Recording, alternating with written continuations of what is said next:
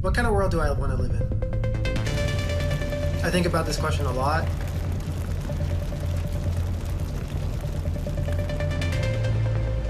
For our generation and for specifically my group of people, which is refugees, the circumstances might dismantle any vision of the future that we have.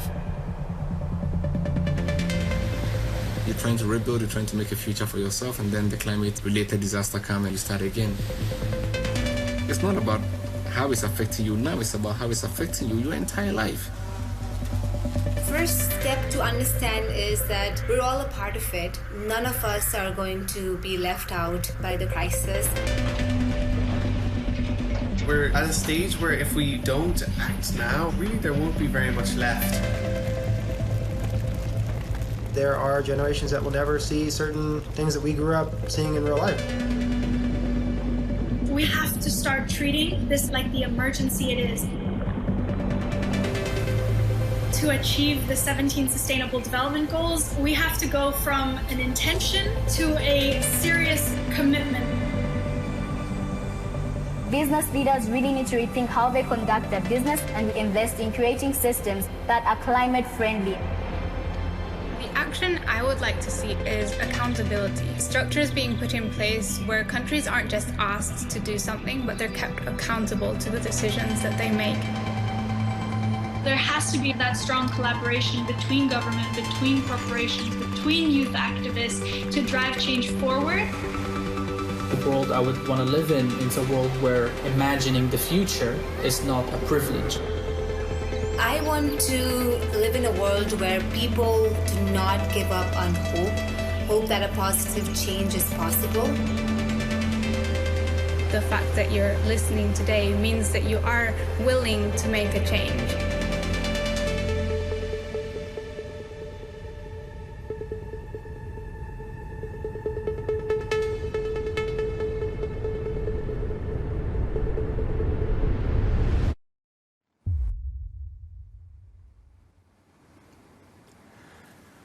Good morning from Geneva on this second day of the Sustainable Development Impact Summit of the World Economic Forum, which is taking place digitally, also in the context of the UN General Assembly. A warm welcome to all of you to this session titled Global Implications of the European Green Recovery.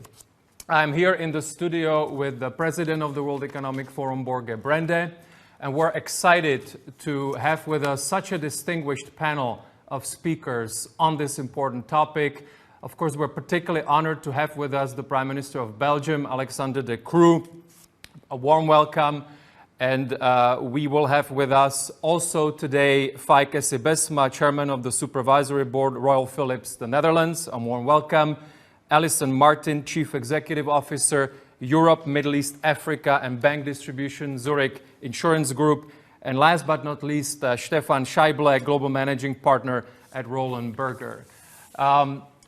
This session builds on the work, the hard work of a very specific, special community, very impact-driven community of the CEO Action Group for the European Green Deal, which is chaired by Fijke Sibesma and Thomas Buberl. So I'd just like to recognize the work of this group. So without further ado, let me give the floor to the President of the World Economic Forum, Borge Brende, to officially start the session. Thank you so much, Mirek, and welcome to all our panelists. Great panel. Let me start with you, Prime Minister Alexander De Croo. We saw during the summer terrible floods in Belgium, also in Germany, the rest of Europe. It was a reminder for all of us that the cost of inaction far exceeds the cost of action when it comes to climate change. It's not really anymore about why, but it is about how. And I did last evening a look at your plan in Belgium, and it seems like almost 50% of the fiscal stimulus is now allocated into a green transition for your country. So it would be very interesting, Prime Minister, at the start of this discussion, also in the run-up to the incredibly important COP26 in Glasgow, to really hear about how you are planning to really advance net zero for your country. We know that Europe is already have this big ambition of being the first net zero continent by 2050. Over to you and welcome.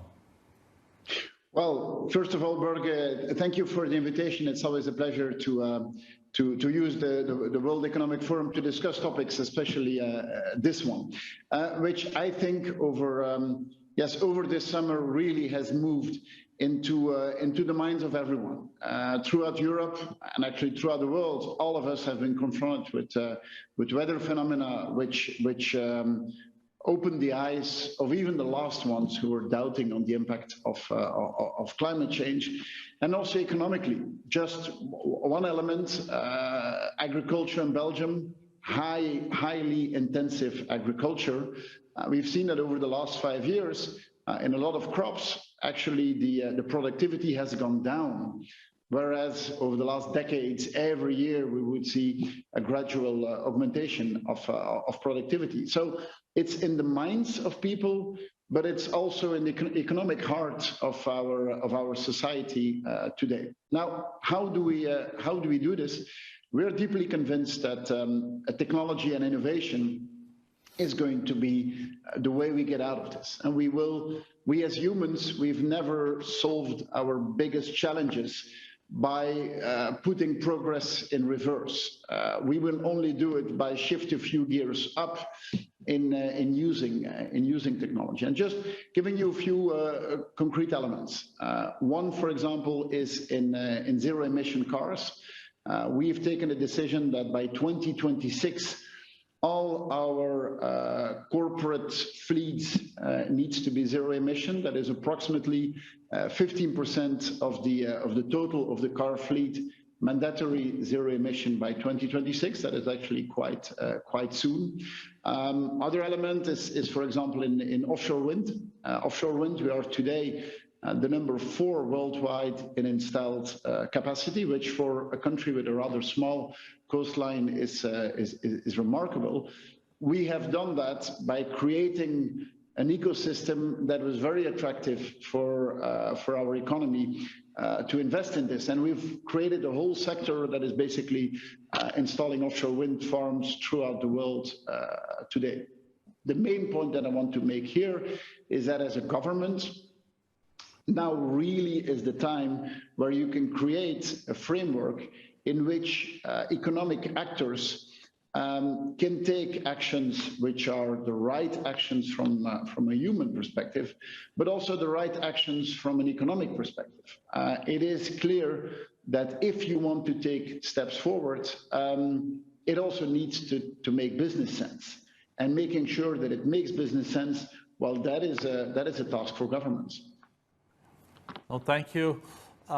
We know that the EU and Europe is also playing an incredibly important role in the diplomacy on the green transition, net zero by 2050. And we know that this incredibly important COP26 is approaching in Glasgow. I guess you're planning also to go. How do you see the prospects for a successful outcome? Are you concerned that the latest geopolitical developments can also have a negative impact on this? Because we know that the relationship between the G2 is very important to get the deal. It's also a question of phasing out coal. It's a question of can you peak by 2030 or not? So it would be very interesting to hear your take on the prospects for COP26. For me, there's no doubt COP26 needs to be successful, and geopolitics really cannot play a role in that. I think everyone has very high expectations of that summit. As a European Union, obviously we will be playing a leading role in that. The ambitions of the European Union are very clear. also on the role we play outside of our borders. And because at some point people could say, well, but if we go for a very sustainable life or very sustainable society in the European Union, is that going to move the needle? Because we're only not such a big part of the world population. Well, it's not only our behavior that will move the needle. What will move the needle is our technology. And our technology can save the world. I think everyone in the European Union is now convinced that if you want to be a technological leader, sustainability is going to be at the heart of it. And exporting our technology and exporting our models, that can have a tremendous impact on the world. And things have changed within the European Union on how we achieve that. Everyone in the European Union is a big fan of this internal market. This internal market has been such a source of prosperity, and especially for a small open economy like Belgium, I mean, we know how valuable this is for us. But up to now, the single market was one thing, but we've never had an economic policy that was at the size of that single market. Up to now, economic policy, every country was a little bit doing their own thing. For the first time with this resilience and recovery facility, this is the first time that the European Union has an economic policy that is at the same size as the single market. For the first time, we now have a plan where 27 economies are going in the same direction, where 27 locomotives are pulling in the same direction. I'm convinced that the impact of that will multiplicate what we already have with the single market. We now finally are leveraging the single market into a common economic policy, common economic policy where sustainability really is at the heart, and that's good for Europe, and it should be good for the rest of the world as well. Well, thank you. And it's very interesting also that the 750 billion in stimulus is focusing on the green transition, but also then on the digital transition. And these are the new technologies that you alluded to, Prime Minister. And what role do you think also more concrete these new technologies can play? We know that, for example, the price of solar fell to 1/10 in 10 years.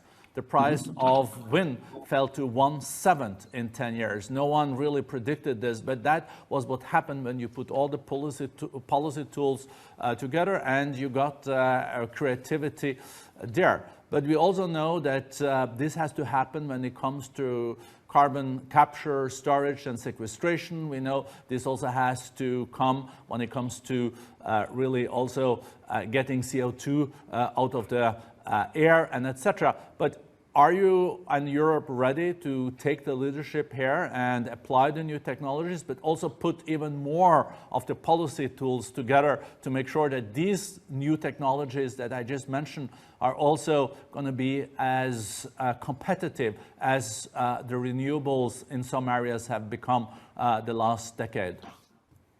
Yeah, Borge, very, very interesting that you make that point, because we now have throughout Europe a big discussion on the fact that energy prices are going up.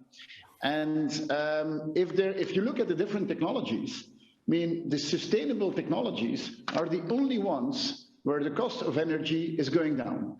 Fossil fuels, the costs are going up. Nuclear, the costs are basically more or less stable.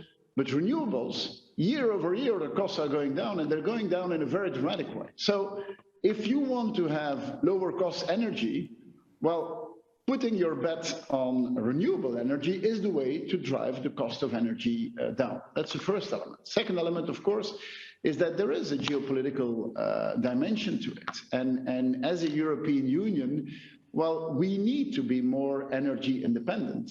And being more energy independent, obviously sustainable or renewable energy will play a role in that. There is an element, a bit of a caveat into that of course we know that a lot of the renewable energy sources has some dependence related to certain materials. but that should push us to be stronger on recycling those rare materials, stronger in upcycling these rare materials. What you said about carbon capture and so on, if I look at the different investment plans of the European countries, you see that there is a very big focus on carbon capture, on pipelines for CO2, on hydrogen investments and so on. And in Belgium, we will play an important role in that because we are at the crossroads of so many means of transportation with our harbors, but also with our pipelines. So coming back at what I put in my previous answer, for the first time, we are using our scale. And by using our scale, we really can reap the benefits of the economies of scale in deploying technology. Thank you. Last question to you, Prime Minister. You mentioned it yourself that the soaring energy prices in Europe, gas prices, and there has been less wind in the UK and etc. There really no peaking, and we know that the pandemic also has in some countries led to increased inequalities. So this is going to be, I guess, a very delicate political handling in the winter, because you need to make sure that the path towards a green transition continues, but what kind of policy tools can you use then with this kind of soaring energy prices without losing the momentum on the green transition? Because we know higher energy prices is something that really gets people into the streets. Yes, and rightly so. This energy transition will never happen in a successful way if a big part of the population is feeling that they only have the negatives, only have the drawbacks of that. So that social dimension, I think everyone is very well aware that we need to cope with that. And well, there's two ways of looking at it. You could say a bit in a populist way, well, you see this is an issue and let's not do the transition. Or you could look at it more in detail and understand that the rising prices actually are rising because of fossil fuel, and then take action on how to deal with it. In our resilience and recovery plan, a big part, so it's approximately 1 billion, is actually being invested in making our housing and our buildings more sustainable. And this is the only way forward. Is, well, every energy that is not being used has the biggest benefit from a social perspective. We are very much aware of that. We know also that there is a discussion now on expanding the ETS system to other domains such as transportation and housing, for example. Well, if we do that, we need to be aware of the social dimension. But in the end, giving more people access to sustainable energy, knowing that that domain is a domain where the prices are decreasing, while giving more people access to that type of energy is the best way to avoid that the social impact would be too big. And seeing that now the negative social impact is caused by fossil fuel is a great way to convince people and to push people in a long-term good direction. Thank you so much, Prime Minister. Thank you, Alexander. Thank you for your leadership, and thank you for joining us again. This is a great segue to your neighbor, Fijke Sijbesma, in the Netherlands. Fijke is currently the chair of Philips. He's also the honorary chair of DSM. But in this context, even more important, he is co-chairing also the CEO Climate Leaders Alliance and the Green Transformation of Europe in this context. So Fijke, listening to the Prime Minister, no, but also looking at what needs to be done. I think we really have to count on the global companies taking a lead here. And how much walking off the talk do you expect in the coming year of the global CEOs and the global companies? When do we know when it's real, and when do we know it's like a grinning exercise only? Thank you very much, Borger, and also Prime Minister De Croo of Belgium with full commitment to addressing this topic. And as we all have seen with the forest fires in Greece and Turkey and Italy, and the floodings in Belgium and Germany and the Netherlands, Canada, Australia, but also here in Europe.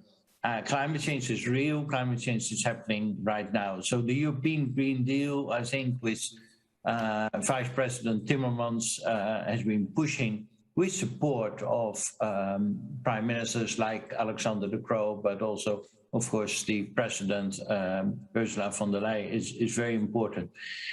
We need to realize that 80% of all the investments of the transition need to come from the private sector and not from the public sector. So therefore, as you know very well, Borger, what we did is setting up this European Green Deal CEO support group next to, talk later, the CEO climate leaders. So we have two groups of CEOs supporting climate change. One is the European Green Deal supporters, and one is the CEO climate leaders. And what do? We embrace what Europe is going to do here, and we try to fill that in. What can we do as companies?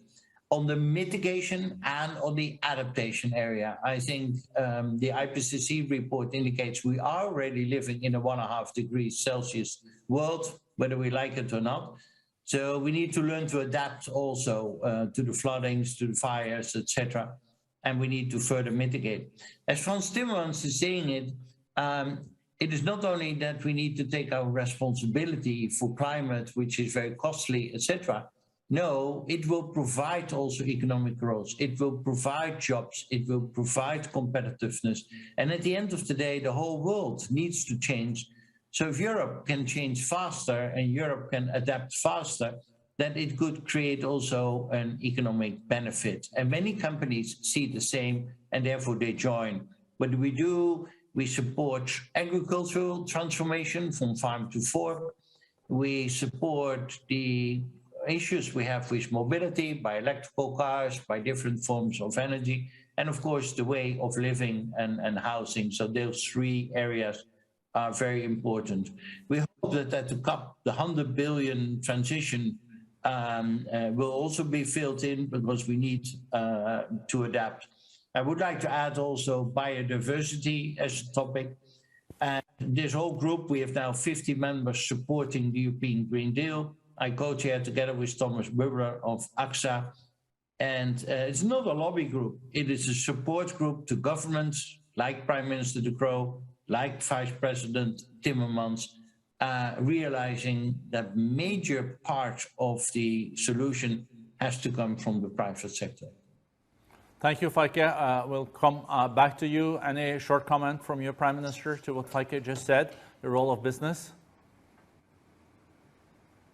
I couldn't agree more with what Feike has said, and maybe we could link it a bit to the way we handled COVID. I mean, we handled COVID by using technology. The restraining measures of lockdowns and others, I mean, those were not very sustainable ways of dealing with it. The way we dealt with it was with vaccines, and we developed vaccines. I mean, no one would ever have thought a year ago that today most European countries would have vaccination levels of more than 80% of the adult population. How did they do it?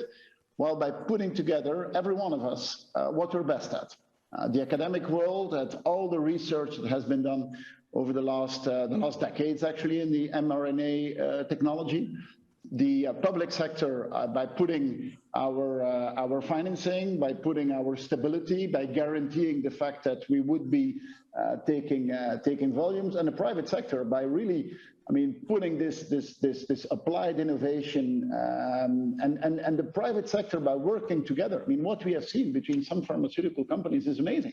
It's saying company A saying to company B, you know, you shouldn't try this path because we did it and it's not working. Try something else. I mean, that type of cooperation is something unseen And I think it should inspire all of us in tackling something, and climate change has a lot of the same characteristics as a pandemic. I mean, a lot of people over the last years, over the last months, understood what is an exponential development. An exponential development means that at some point, the acceleration is beyond control and that you cannot intervene anymore. We've seen that in the pandemic, and we've suffered to it. Actually, with climate change, it's the same. There is a point where the development is just out of control. And so the only way to do it, I think, is by working together, putting, well, it's a bit the multi-stakeholder approach that the World Economic Forum has been advocating for so long. So now is the moment, and I think COVID should inspire us in tackling this other big issue, which is climate change. Thank you, Prime Minister. Mirek, that's a good segue into the two other panelists too, from the private sector. Thank you so much. I'd like to go to Alison Martin. Alison, you're at Zurich Insurance, and your company in particular, and insurance companies overall, they are very close to how we monitor global risks. So we've been working with your company for a while on the risk of climate change. I know that your company made a recent commitment to decrease its carbon footprint. You've announced that you want to decrease business flights for company employees by up to 70%. You want to shift more to digital communication with customers. You want to do a remote customer service assistance and use more electric and hybrid company cars. And really congratulations on this leadership. Now, within the insurance sector, you work with all other companies, all other sectors. So I'm curious how you see the preparedness and the willingness of all the other sectors to do similar things, to really step up vis-a-vis this very transformative challenge that we all face. Over to you, Alison. Thank you. I think it's clear that there are, I think that the way that Prime Minister De Croo said it is exactly how we would agree. That this is about industry actors, it's multi-stakeholders working together to make transformative change. It's not something that any individual organization or any individual government can tackle. It truly is climate change is one of the most existential risks we face, and it will require all of us working together.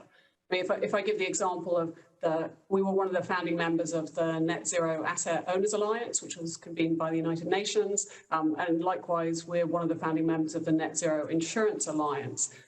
In order to, why? Well, the industry has to come together in a non-anti-competitive way, but to provide the means by which we can do one of the most important things, which is provide transparency and measurement, so that our industry, which is not a polluting industry, I mean, we're a financial services organization. So yes, we believe it's critical to walk the talk. So things like reducing air travel is a key component of that, because that's a very visible emission.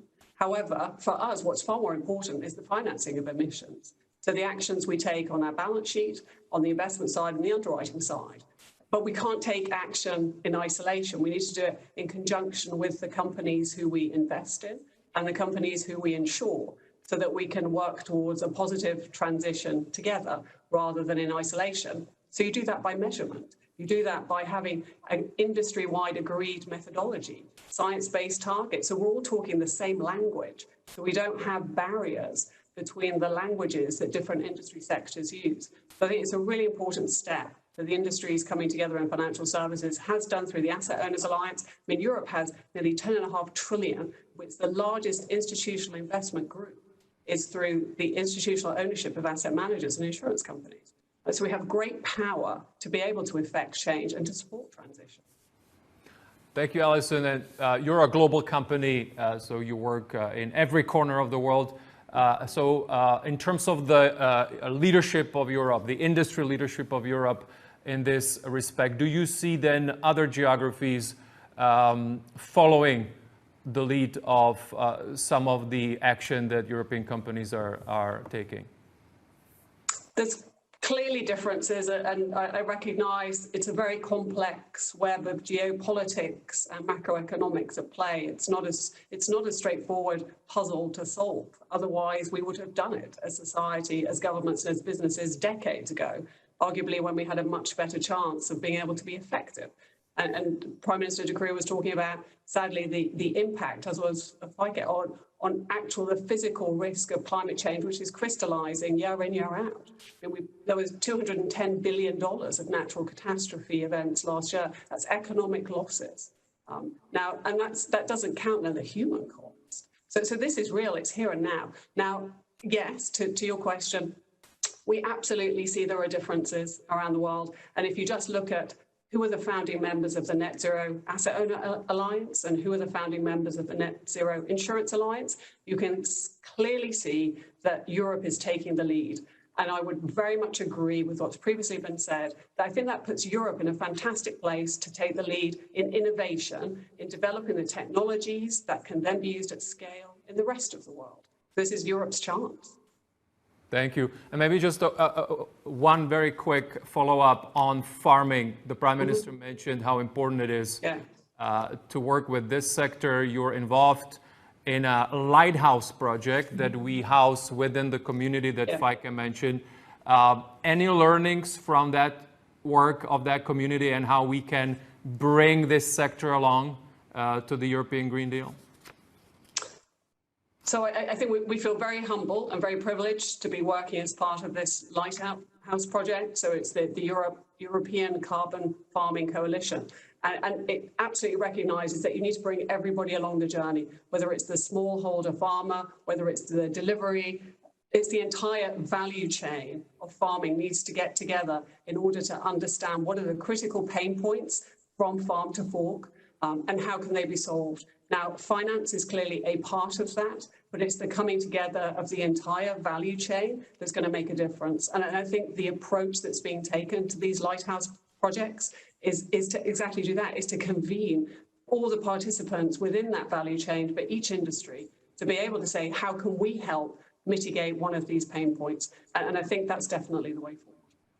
Thank you so much, Alison. Let me move to Stefan Scheible at Roland Berger, a professional services company based in Germany, but a global one. First, we had a little chat before. Your company has also, of course, made commitments around net zero. What is the role of professional services companies in general, in your view, in the framework of the European Green Deal? I'd say we have to take our own responsibility. So we have the target to be carbon negative in 2028, but this will not make the game in the end. There are other sectors that are much more important. So I think the role of professional service companies is to support the companies in other segments to do their job. To come back to what was said before, I think the good news is that after the American presidential election, where Donald Trump, let's say, was for some companies the only option to somehow hope to avoid that the carbon neutral game will come, this has gone, and all companies we give advice to, being a strategy consultancy, have understood that. I think the basis is stable. Carbon neutrality is a long-term trend where you have to go. Digitization is a long-term trend where you have to go. And so you just have to take the opportunity, and that was said before, to be more competitive and to tap the tremendous growth potentials. And that is, I'd say, actually what we are really doing.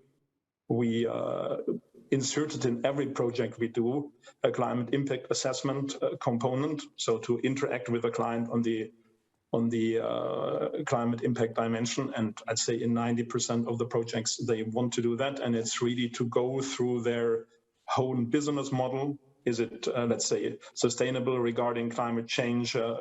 We can go through products and services. What is the climate impact of their products and services? And also in the third dimension, what is their own footprint? And they highly appreciate that. And then you go for follow-up things like transport decarbonizer for consumer goods companies, for logistic companies, energy decarbonizer to make it very practical. And one good thing, because I think we are all European, us being the only leading consultancy of European origin, it's really a brand advantage to be from Europe, because credibility in America and Asia is very high for Europe. So we shouldn't underestimate that role. And Prime Minister De Croo said we cannot fix it by Europe, but what we can do if we really play the game, have leading edge products and use it as a tool for innovation and being more competitive, we can contribute dramatically to the steps forward in other regions of the world. I think what's worth to go for it as Europe and as European companies. And this is actually, we are strongly benefiting from that. Thank you. And my follow-up question is around Germany. You're originally based in Germany, even if you're a global company. We have elections coming up. But around the preparedness of the German industry to really support the European Green Deal. You had a recent study published by your firm where you talk about innovation, how innovation can help curb carbon emissions, and you talk about 3 key areas for the ecosystem to really function: energy efficiency, sustainable water management, and sustainable mobility. So particularly the mobility sector, how prepared is the sector really to support the green transition, and what will it do to its competitiveness, you think, going forward? So having a look at European car manufacturers, and especially the German ones, I'd say 3-4 years, I had severe fears, because it's in the German GDP, 12-13%, depending how you calculate, they are contributing. I think they made it finally by going straight in the direction of electrical vehicles and cars. And you were mentioning the German elections. I think there will be a government with any outcome that may come, and this is very, very unpredictable actually how it finally goes, but most probably the Green Party will be part of a government. And so for the governmental side, the challenge will really be to go with instruments that are as close to the market as possible. So carbon trading, to find the right way for depreciation and activate investments in sustainable technologies in European Ls, to really push moderation in one direction. So if you want to secure the electrical car, let's say, charging station policy, we are far ahead from fulfilling the expected demand. So the public side also really has to speed up. And if we take the industrial sector, to give the security to a steel producer to go for an electrical-based steel production, what is not, let's say, profitable, actually, you really have to give a very reliable regulation from the political side, and that counts for Europe and all European countries where we are not yet there. So the quality expectations to the government will raise dramatically, and I think this is the biggest challenge. So we were in Germany, was more than a decade of growth that was interrupted by COVID. Perhaps that was a wake-up call, and we now will have to change dramatically to get these things fixed. So I'm not pessimistic. I grew up in public sector business, and if they get the right political guidance, normally people working in public sector can be pretty efficient, at least in Europe is my conviction.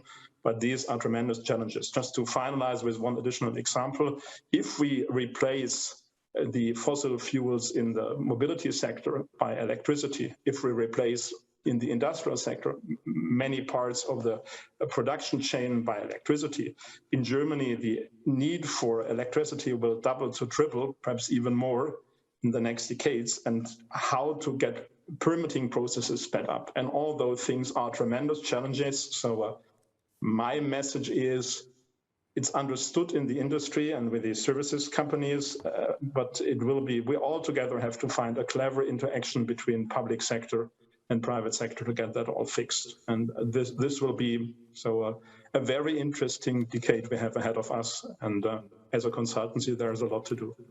Yeah. Stefan Scheibler, thank you so much. A pivotal moment in Germany and Europe. I'd like to hand over the floor back to Borge Brende and also Feike for the last 4 minutes we have. Thank you, Marek. This has been a fascinating discussion. I knew with such a great panel that would also be the case, but one has to deliver. Feike, you listen to the other panelists. We know that you're spending a lot of your time now on mobilizing private sector, also in the run-up to COP26, but the whole green transition globally is something that is very close to your heart.